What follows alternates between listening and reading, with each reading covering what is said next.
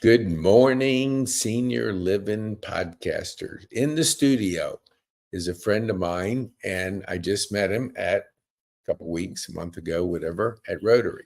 And we had a great conversation at one of the events, the aging in place seminar. What would you call it, Jerry?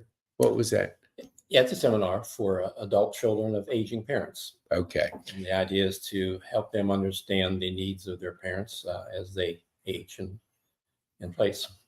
Awesome. Well, we're going to talk about that, and we're going to also talk about introduce yourself, who you are, what you do, and who you serve, and then we'll get into the podcast. Okay. My name is Jerry Bohust. I'm a independent Medicare advisor, which means that I work with all the major insurance carriers that provide Medicare programs. And I have a office here in Marietta, and my job is to educate seniors on their Medicare options, and when the time is appropriate for them to go into Medicare, help them with the selection. But there are really three phases of Medicare. The first phase is to help them select the proper All right, plan. before we get, I want to get into that, but Okay.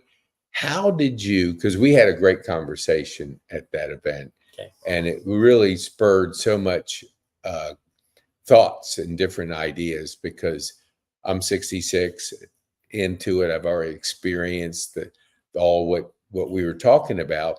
And my friends will call me like I'm an expert and asking me questions. And I'm like, not the person to talk to. So I want to give our viewers three insights, because when I asked you for your card and I didn't look at it till the next day, it had something to the effect, Medicare made easy. And I went, holy mackerel, if that isn't like play on words, because it isn't easy.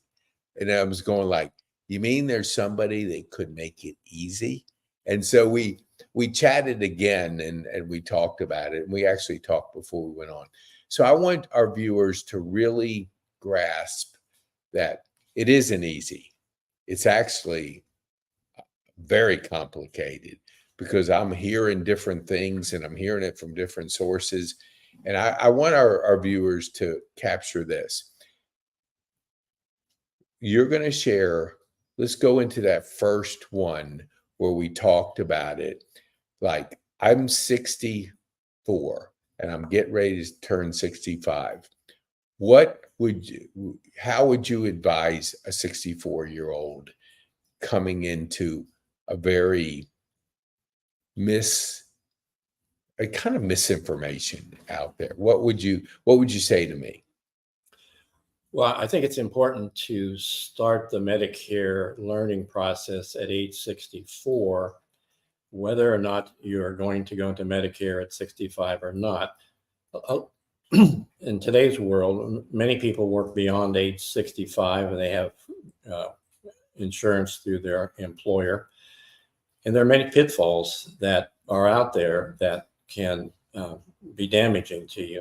So even though you are planning on working beyond 65 for your company, you still need to understand Medicare, because there are some penalties if you don't understand the rules of working for a corporation and being in their health insurance plan beyond age 65.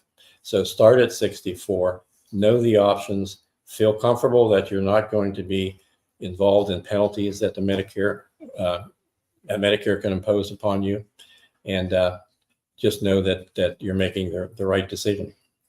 Yeah, we talked. I know, I love it. We talked about the introduction of AI and what it's doing to give us information quickly, which is great. But now it's also given us, like we talked about Deborah, the guy came and talked about organized crime, and I had asked him about what's happening in the AI world with what you guys.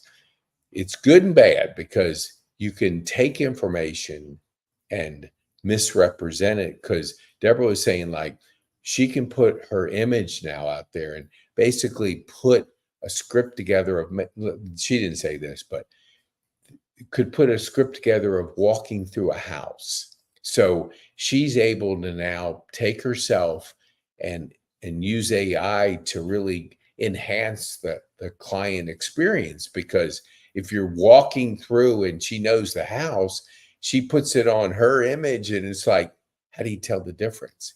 And we chatted about, you can always look online and you don't know whether it's real or not. But you're here in the studio, I can guarantee you you're real and you're trusted in an expert. So let's walk our viewers through what are the valuable things to have a trusted person that you can shake hands with, ask questions, talk with, know that Jerry is Jerry, not an image of Jerry online that somebody put together with information coming out.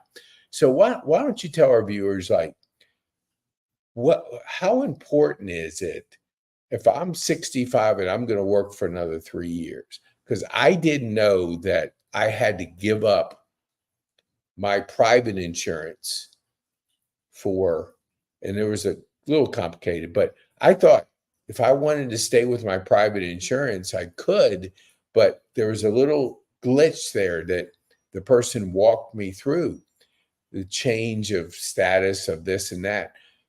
What do you see when people come to you and they're asking you questions? What are they talking about? Like, what's the misperception you're seeing out there? You just chatted about a lady, we won't mention any names, and you did mention her name. Walk our viewers through that scenario. What she was with a private employer, and if you could give our viewers that view. Well, I believe the scenario you're talking about, Pete, is a lady who was turning 65, was on a healthcare.gov insurance policy at a relatively low rate because she was getting a substantial premium in that marketplace. And the insurance company that she worked with advised her that she could stay on that plan beyond 65 and did not have to go into Medicare. Well, that's a true statement, but there are consequences for that statement. The consequences are that she could lose her subsidy, which would greatly have increased her premium. She could end up having a lifetime penalty on Part B if she didn't have credible coverage. And the coverage that she had was nothing compared to some of the full coverages that exist on the Medicare plans today. So it was really a bad situation she was in, and it's independent agents like myself who come to the rescue of these situations. And as I'm processing that, I'm thinking, you don't have a dog in the fight, but an employer, every person that's on their plan costs them money. Right. So they do have a dog in the fight because they want to keep their costs as low as possible. So let's give it to the government and let them take care of it instead of the private insurer taking it. So what our viewers, I want them to understand is you're looking out for the best interest of people that are transitioning from 64 to 65. You don't have a dog in the fight. Your dog is taking care of the people that come to you to help them understand their options. So I want you to discuss, if you can, with our people, our viewers, supplement the A and B. So if I decide that I don't want supplement B, what was it called? Like, you have the A plan and then you have the optional B plan. What is that called? Well, first of all, you really need to define Medicare, the word Medicare, which is composed of two segments. Segment A, which is the hospital costs, which most people are able to obtain for no monthly premium because they paid for it all their life with FICA taxes. Mm-hmm. Part B covers everything except hospital expenses, and you do have to pay for that. And the monthly premium for a Part B coverage is based on your income from 2 years ago. And so it can be The standard rate is 174.40 now for the current year, but it could go 3 or 4 times higher than that based on your income from prior years. But Part A and Part B have coverage gaps. And so in order to eliminate those coverage gaps, a person really should go down of one of 2 paths. There's the Medicare Advantage path, which is a newer path, and the older path called a Medicare Supplement, which covers those gaps. So that's one of the big issues that Medicare advisors such as myself help with, is trying to determine what is the right path for a particular person. Dang, just you walking through that, even though I'm in senior living and I talk to a lot of people that touch seniors, I have never heard it explained like that. And I do know this, that I was taking physical therapy, and the bill before 65 was about $30,000 a month, with which I paid about 25, almost 3,000 out of pocket. When I turned 65 and I opted for what you just described, is that out of hospital plan, my bill was, after the deductible, which was a couple $100, nothing. I go from 30,000 to basically nothing. And if I had decided, I don't need it, I'd have been up a creek without a paddle, because that's a substantial amount of money for physical therapy. Not that it's not justified, but that's the rates out there. And if you don't have insurance against things like that, I'm sure it's going to cause a lot of havoc. What do you see people coming to you that maybe make a decision without talking to a trusted person like yourself? Do they come to you and go, man, I wish I'd known that? How does that kind of walk us through that scenario, since you're working with people each day? Yeah, well, a lot of people try to make the decision on their own by receiving bits of information from TV advertising, or the abundance of mail that they receive in their mailbox every day. But they never really get to see the whole picture in order to make a rational decision. So the role of a Medicare advisor is to simply educate, not sell, but educate people as to what their options are. It's important at this time of life because many people now are going on to fixed incomes, and they can't afford big blows to their budget for medical out-of-pocket expenses. And you said, like, when we were talking, like, if I had opted to not take the advantage or the B part of it, and then something happens in that second, third year, when I'm 66, 67, there's a premium each year that you're going to have to pay, a 10%, I think you said. Penalty. A penalty. Okay. So that, and then explain pre-existing conditions. Let's say I get cancer in age 67, and I didn't have that additional advantage. What are the consequences for somebody like myself that gets a pre-existing condition after I opted not to take the additional insurance? Well, obviously it's a big financial blow, and I don't know how you'd recover for those things. But even if you do sign up for just Part B and Part A and nothing else, there can be a severe financial burden there because of the gaps that I explained a moment ago. So, for example, the one that's really a frightening thing is Part B, which covers everything but hospital expenses, is basically an 80% Medicare coverage and 20% your coverage. Well, 20% of a doctor bill for a physician's office visit is not a burden, but 20% of a chemotherapy treatment or radiation treatment is a monumental expense that I don't know how people could possibly handle if they had to pay the 20%. Yeah, I mean, those kind of things are it's called financial disaster in my eye. Yes, absolutely. And it can be avoided if you, and I think we talked about, you get these sound bites of information, you have a preconceived idea of something, and it can be completely wrong.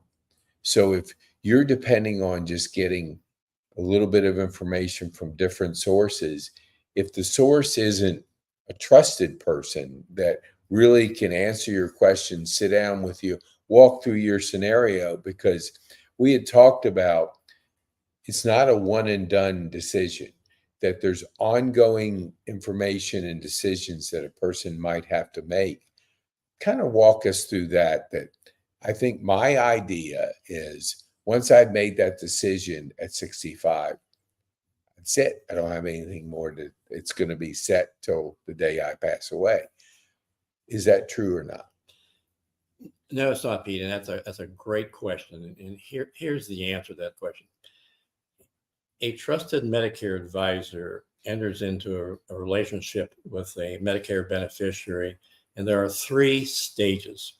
The first stage is to find the appropriate and best option for an employee, a person going on to Medicare for the first time in their life. The second phase is what I call the maintenance phase, where things change over time. Mm-hmm. Prescriptions change over time.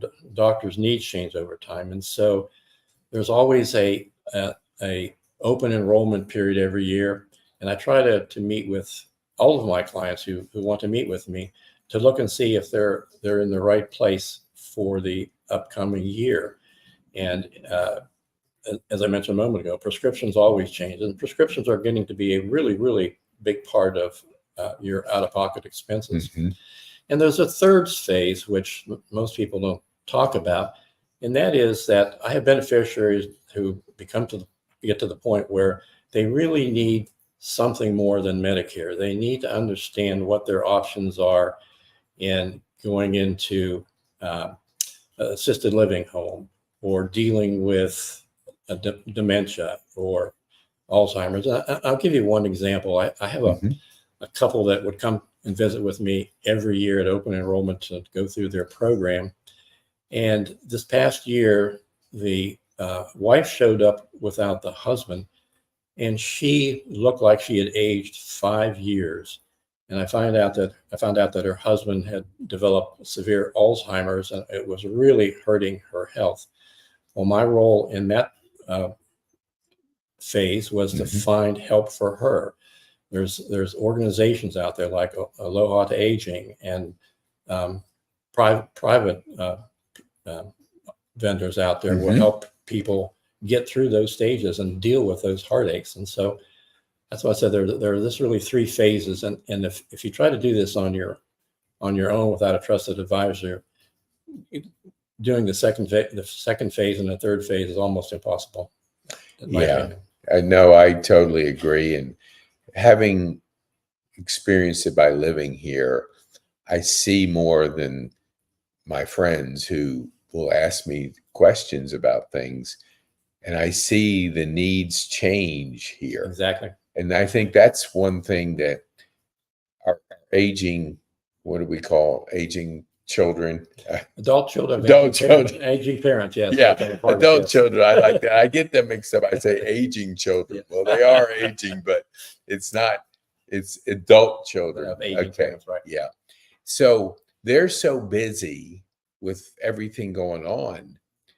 Sometimes they don't know what mom and dad are faced with in those days that they're transitioning into different phases of their life.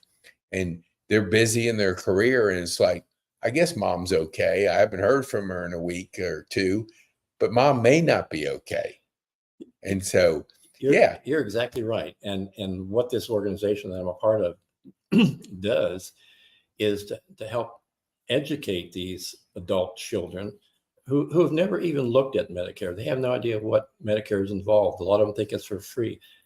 I've been involved in a couple scenarios where an adult child will come to me and say, I got a problem here. My father has not paid his Medicare supplement premium. I thought it was free, and he doesn't have insurance because he didn't understand that there was a premium involved in the Medicare supplement plan. So the idea of the adult children of aging parents is to educate these adult children that they really need to understand where their parents are and what their responsibilities are. So it's a great organization. It is, and I'm telling you, with the complicated nature of our, aging parents and how quickly it changes, whether it's a fall, whether it's a health condition, all these things are things that can happen like this. And if you don't have the understanding of the different options that you have, because you're right about it. If you think something's free, you don't pay for it, and then all of a sudden, oh, it wasn't free. Right. Now you have given up maybe your coverage because the government thinks, hey, you don't need it. You didn't pay for it. So you're having to help people say, look, you have to have like a caretaker, somebody helping, because medications are complicated. I mean, we talk at breakfast like, what's everybody doing after the breakfast? Everybody like, I'm going to this doctor. I'm going to this doctor. It's like, we're just because it's the life we're in. We're in a different phase of it, and keeping track of doctor appointments and what medications you're on. I mean, it is not an easy thing to navigate. And out of sight, out of mind, if the kids are like building their career, which is understandable, but they don't see what mom's being faced with as things change, man, it's really an eye opener to witness it. So what would you had said something like, I know your son's in the restaurant business, and we were joking about that because I have 12 years in restaurant, that you'll see a table, and let's say 4 people at the table, 2 kids and a parent, and they're all on their phone and they're sitting at the table. And it's like, hello, can you just talk to the person across the table, not text them? So it's the reality of how busy things are. Yes, should that happen? No, but it does. But I guess my point in just asking you is, our time is so precious that our aging children are busy, busy, busy, but you can't forget about their aging parents. Exactly. And so I like that. Tell our viewers about that organization, that we had such a great conversation when we were chatting. What is it, and what's the advantages of being a part of that? Okay. Well, I'm on the leadership team of the adult children of aging parents. It's the Cobb Cherokee chapter, and there are national chapters, and there are 2 others in the Atlanta area right now. Mm-hmm. And it's composed of people who provide services to seniors, things like dementia coverage, how to deal with parents with dementia or Alzheimer's.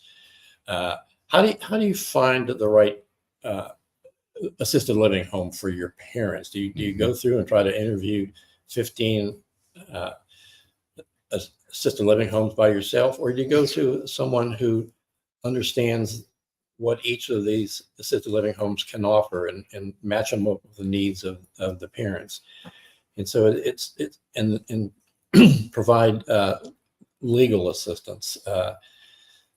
There's a legal firm that's involved with us, and the home health care, and just it's a great organization, and I'm just really thankful to be part of it.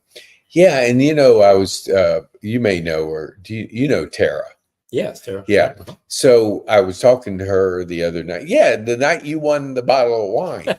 So yeah, Jerry won like a prize we were at. So I was talking to Tara, and she goes, "Yeah, I just hired another person. I'm so busy." I understand why, because this is what I never understood until I started talking to her. If a facility changes leadership, let's just say here, there's a different change. Are you going to notice that on a website? No. They're only going to know because somebody is in the marketplace talking to the facilities, knowing which ones are good, which ones are better, because just like a restaurant, there's good ones and there's bad ones. And so if a trusted person can say, that one I would kind of beware because this is going on. But over here, there's a good facility run right. And I think your mom might be better suited over here based on her needs. So they're always looking at the needs of the person and matching it up with the facility, which makes sense. And so, but if you don't have that information, you're guessing. And you're guessing with your mom and dad's, living quarters. And I think that's, for me, I never understood that. Never understood. I think, hey, just go online, look up a couple things. It is so complicated out there with so many options, so many different things, different phases, whether it's memory care, assisted living, independent living. I mean, you talking about a mess. But let me get it back to our final question because I want to respect your time. So how can a person get a hold of you to get what I call that trusted advice? Well, they can either call me at the number on the screen or my email address. Again, I'm not interested in. I've never really been interested in a strong selling career where I have to handle objections. My job is education. I'm out there to educate people on their options, sort of help them to figure out what option is going to meet their needs the best. And then after that's over, my responsibility is to continue servicing them, taking phone calls, finding out why this particular claim was not paid when it should have been paid. And then, as I mentioned, the third phase, providing advice when they get to the point where they need things like assisted living or help with memory care or things of that nature.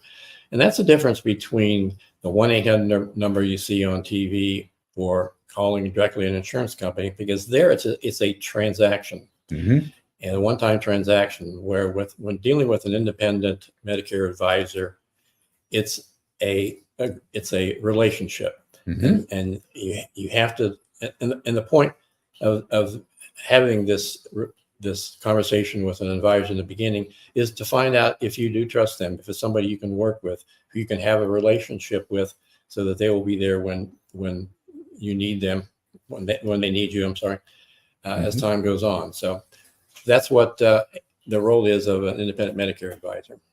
That is so good. And we talked about, let me get that's this banner I put, it's a little bit big. So, but anyway, I want to go back to the final part of this, but I have appreciated the trusted role of relationship building people. Transactional people look at one situation as a transaction. So for our viewers that maybe heard this before, a relationship is a relationship. I'm sure, and I don't know, but I'm just throwing this out. For you to be on the leadership part of aging children, Adult children. I'm going to get this down. Adult children with aging parents. They don't say they want leaders who understand. And when we went to that event, the person said at the front, this isn't a chance to sell. It's to educate. And so you're part of an education group that help educate, which is, in itself, it's awesome. So, thanks for that, because adult children need to be educated. There you go. Because if you do not get educated, the consequences are there. We can throw all kinds of consequences. What would be, now I have I'm going to do this on the air, so I usually don't put pressure on people. So, but when I saw your card, I went, oh my, Medicare made easy. Is that a wonderful thing? So, for you listeners out there, before we close up, we want you to ask questions. We want you to have an expert, a person that's trusted, that you lives in the community. How many years have you lived in this community? Jeez, 35, 36. Okay. Like, that's good. I'm not 1-800-JERRY just showing up on your doorstep for the first time. It's that many years in the community, building relationships and really supporting and helping, because you're exactly right. It's about relationship, not transaction. And anybody that doesn't value relationships is not somebody you want to put your trust in, because you're looking at it as a long-term thing. Exactly. Like, I'm 65 now, I'm going to be 85, God willing, in 20 years.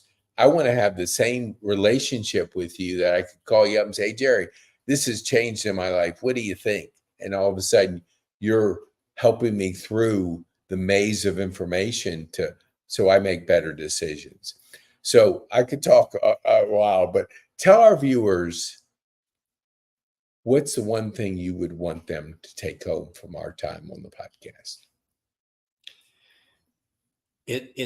I'm repeating myself, but what the Medicare advisor education is about is putting together all the pieces to make sense, where you're getting pieces in the mail from different vendors, or you're hearing it advertised on TV, where they want you to go through this one-time transaction to sell something to them. But it's putting together all the pieces for today, tomorrow, and in the future. And that's what I do. That's awesome. So encourage my viewers, share this with people, especially your aging children friends, that are coming into the point where they need to be talking to somebody. And a guy that has lived in this community over 30 years would be somebody I would want to talk to. So maybe that's the same with yourself, is find trusted people and develop a relationship with them. So Jerry, thank you so much. And we're going to maybe twist your arm to come back more to help educate people. Okay, that sounds great. And really provide a way for you to connect. Because if you have questions, put it below. Put your questions there, and Jerry will answer them on a future podcast and help you to make better decisions. Thank you so much, Jerry. Appreciate you being with us in the studio. Well, thank you, Pete. I really enjoyed it. You're welcome.